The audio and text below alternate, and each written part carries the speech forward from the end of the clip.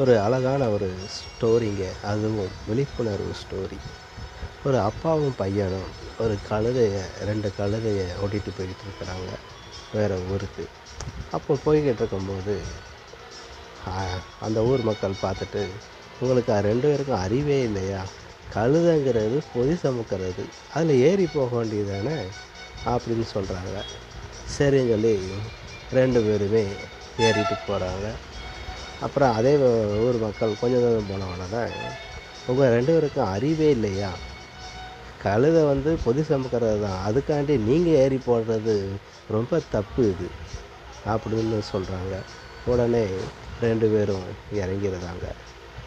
2 பேரும் இறங்கிட்டு அதே பொதுமக்கள் மறுபடியும் பார்க்குறாங்க. மறுபடியும் பார்த்துட்டு, உங்களுக்கு அறிவே இல்லையா? ஒரு பையனையாவது ஏற்றி வைக்கலாம்ல அப்படின்னு சொல்கிறாங்க. உடனே பையனை நீ மட்டும் ஏறிக்கப்பா அப்படின்னு சொல்லி சொல்லுறாங்க. பையனை கூட்டிகிட்டு போயிட்டுருக்காங்க. மறுபடியும் பார்க்குறாங்க. உங்களுக்கு அறிவே இல்லையா அப்படின்னு சொல்லி கேட்குறாங்க.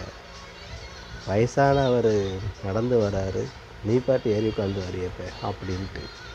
உடனே மறுபடியும் அப்பாவை ஏற்றிட்டு பையன் கீழே இறங்கி நடந்து வரான். மறுபடியும் அந்த ஜனங்க பார்த்துட்டு, உங்களுக்கு அறிவே இல்லையா 2 பேருக்கும் அப்படின்னு சொல்கிறாங்க. சின்ன பையன் நடந்து வரான், நீங்கள் ஏறி உட்காந்துருக்கீங்களே அப்படின்ட்டு. ஆக இந்த உலகம் எவ்வளவு தான் நாம் நல்லது செஞ்சாலும் அந்த குறைகளை மட்டும்தான் இந்த உலகம் பார்க்குமே தவிர, அதற்காக என்ன வேண்டுமானாலும் சொல்லுவாங்க. உதாரணத்துக்கு பச்சை வாழை மரத்தை ஏற்றியே வைக்காங்கன்னு சொல்லுவாங்க இல்லையா?